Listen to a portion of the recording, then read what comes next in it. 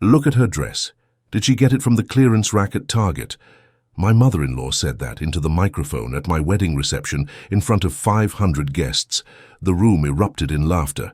I bet she doesn't even have $500 in her bank account, someone shouted from the back. More laughter. My husband Ethan? He just stood there, smiling, like this was normal. His father David clinked his champagne glass. Let's be honest, we all know why she's here. Some girls spread their legs for a meal. This one did it for a meal ticket. The crowd went wild, cameras flashing, people recording on their phones. And me?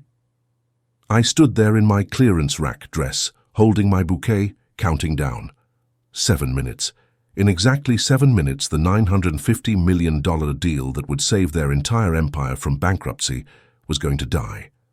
And I was going to be the one to kill it, with the phone hidden in my flowers, while they were still laughing at me. But before I tell you what happened when that timer hit 0, you need to understand something. This wasn't random. This wasn't bad luck. This was revenge, 3 years in the making. My name is Jasmine Baptiste, and David Morrison killed my father. Picture this. I'm 26, working 3 jobs to pay for my mum's chemo, cashier at Target during the day, tutoring kids at night, catering on weekends. That's how I met Ethan Morrison. I was serving champagne at a charity gala when he grabbed my wrist. Not my attention, my wrist. You're too pretty to be serving drinks. When he offered me $1,000 to sit and talk for an hour, I said yes. I needed that money for Mum's medication. 1 hour turned into a date. 1 date turned into a relationship. 6 months later, I was meeting his family. That first dinner should have been my warning. His mother, Catherine, looked at me like I was a stain on her Persian rug. So, Jasmine, where are you from? Atlanta, originally. No, I mean, where are you from? Everyone knew what she meant. Ethan said nothing. The interrogation continued. When I told them I worked at Target, David actually spit out his wine. Target? The store? I could hear them whispering in the kitchen. A retail worker? A black retail worker? Think about our reputation. At least when he dated that dancer, she was Asian. But here's what they didn't know. When I was 12, my father didn't just die, he was murdered. Shot by a business partner who stole his tech company and made it look like a robbery gone wrong. That partner, David Morrison. My father, William Baptiste, created the algorithm that became the foundation of Morrison Technologies, worth billions now. But dead men can't claim patents. I discovered the truth when I turned 18. Mom finally showed me the police files she'd hidden for years. My father's partner had called him to the office at 11 p.m. on a Tuesday. Security cameras mysteriously malfunctioned. The safe was opened with my father's code, but nothing was taken except the algorithm blueprints. David Morrison filed the patent 6 months later, under his name. Same code, same structure, same revolutionary design my father had spent 3 years perfecting. The detective who worked the case was honest. We knew it wasn't random, but Morrison had an alibi, dinner with the mayor, had receipts, witnesses, the whole 9 yards. We couldn't prove he hired someone. But I could. For 14 years I'd been planning, learning, preparing, building a case that would destroy him completely. I got a job at Target near their office because David's assistant shopped there every Tuesday. I learned coding at night to understand my father's work. I studied every financial report Morrison Technologies ever filed. When Ethan grabbed my wrist at that charity gala, I knew exactly who he was, so I became what he wanted. Broken, needy, a project he could fix. My mom has cancer, I told him on our 3rd date. True. I'm struggling to pay for treatment. True. I just need someone to believe in me. A lie wrapped in truth. Ethan fell for it completely. His family hated every second of it. The insults started small, then got bolder. You people usually have lots of kids. Are you on birth control? The crime rate in your neighborhood must be terrifying. Do you have a criminal record? We should check. Every dinner was torture. Every family event was a battlefield. But I had a secret weapon they never saw coming. While they were mocking my little retail job, I was quietly building something extraordinary. I'd revolutionized my father's algorithm, filed patents under a shell company. built a platform that made Morrison Technologies obsolete. Then I sold it to Jang Industries, Morrison's biggest competitor, for $500 million. But I structured the deal, so I became Jang's senior VP of acquisitions. My first assignment: evaluate Morrison Technologies for potential acquisition, the same company built on my dead father's work, the same company that thought I was nothing, the same company desperately seeking a buyer before bankruptcy. They had no idea. To them, I was still just the target cashier dating their son. The proposal happened exactly how I orchestrated it. 3 months beforehand, I started dropping hints to Catherine through her personal shopper, who happened to be my target co-worker. That poor Jasmine girl keeps looking at wedding rings. She mentioned wanting a spring wedding. She actually thinks Ethan will propose. Catherine went into overdrive trying to prevent it. She set Ethan up with other women. She threatened to cut off his trust fund. But that only made Ethan more determined. He thought he was rebelling. Really, he was playing into my hands. The proposal was perfect, public enough that he couldn't take it back. I said yes because Jang Industries had just approved the Morrison acquisition timeline. Due diligence, 3 months. Negotiations, 2 months. Final approval, the week of my wedding. Morrison Technologies was drowning. Bad investments, worse management, and too much pride to admit defeat. They needed $950 million to survive. Jang Industries was their only hope, and I was Jang Industries' final decision-maker. The wedding planning revealed Catherine's true colors. We'll have it at the country club, our kind of people only. What about my family? Your mother can come, if she's presentable. The rest? Quality over quantity, dear. Every vendor made comments. We'll use white orchids. They'll make your skin look less harsh. I specialize in making ethnic features more refined. I'll make sure the lighting doesn't make you look too dark, for my own wedding photos. During dress shopping, Catherine brought her entire social circle. I tried on a simple, elegant dress I genuinely loved. Oh no, Catherine said immediately. You need structure, support, something to give you shape. I have shape. Yes, but not the right kind. We need to minimize certain areas, make you look less urban. Her friend Patricia chimed in. Have you considered Spanx? They work miracles on problem bodies. Problem bodies, I was a size 6. They spent 4 hours discussing how to fix me, how to hide what I was. I bought the Target dress that day. Online, $47.99. Knew exactly when I'd reveal it. 1 week before the wedding, David called me into his office with a prenup. But this wasn't just about money. This was about control. If I ever worked in tech, Morrison Technologies owned the rights. If I ever started a business, Ethan got 75% ownership. If we divorced for any reason, I owed them $10 million. Sign it, or the wedding's off. I signed it with a smile. Because prenups are void if entered under false pretenses. And David Morrison pretending he didn't murder my father? That's the ultimate false pretense. 3 days before the wedding, Jang Industries made their formal offer to Morrison Technologies, $950 million for full acquisition. The Morrison board was ecstatic. The catch? Final approval required one sign-off from Jang's acquisition team. Guess who was flying in specifically for that sign-off? Me.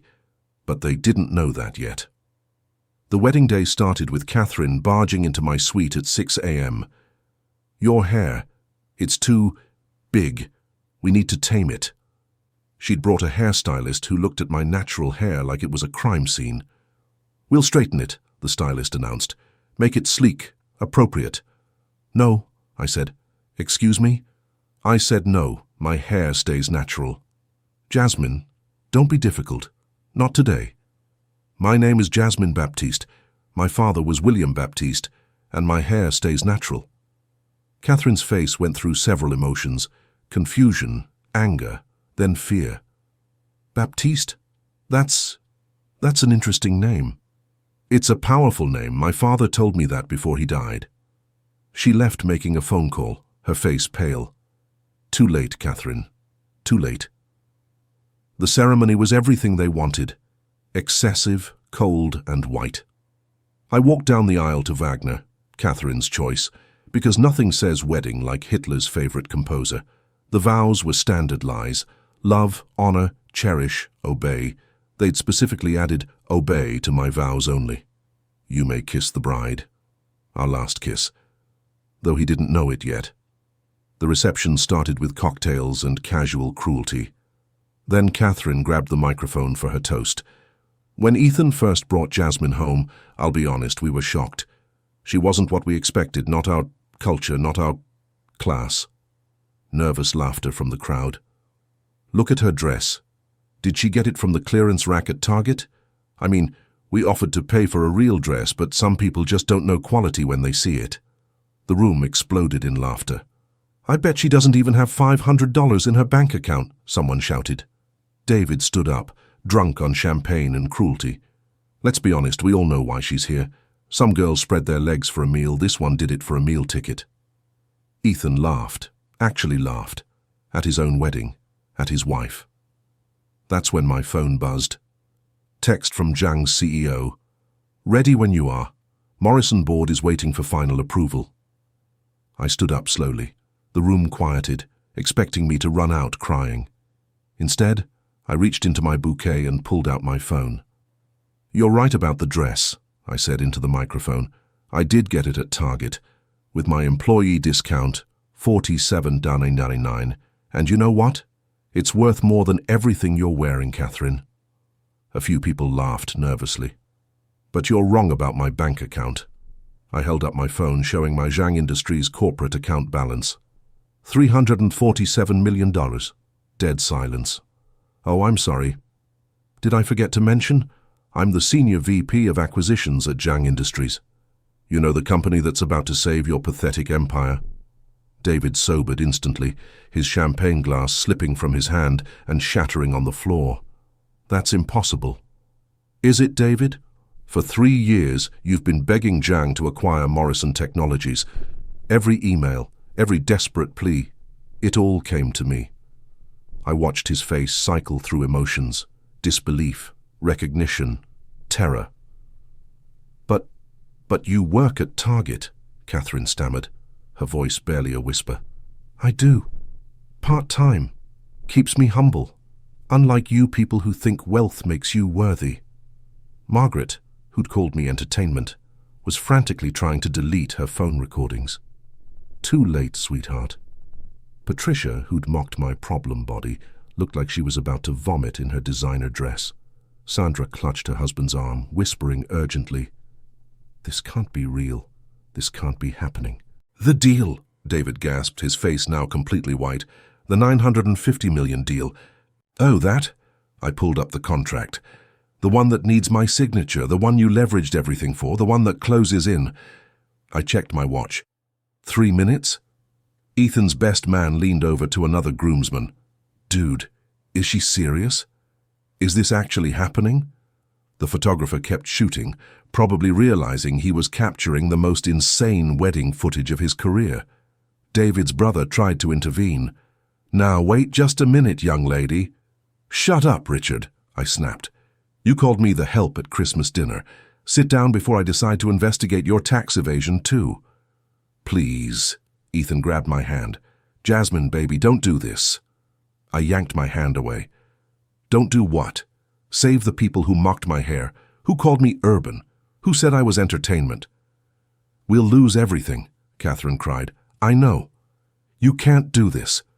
Actually, I can. David, want to tell them about William Baptiste? Or should I? David's face went white. I don't know what you're talking about.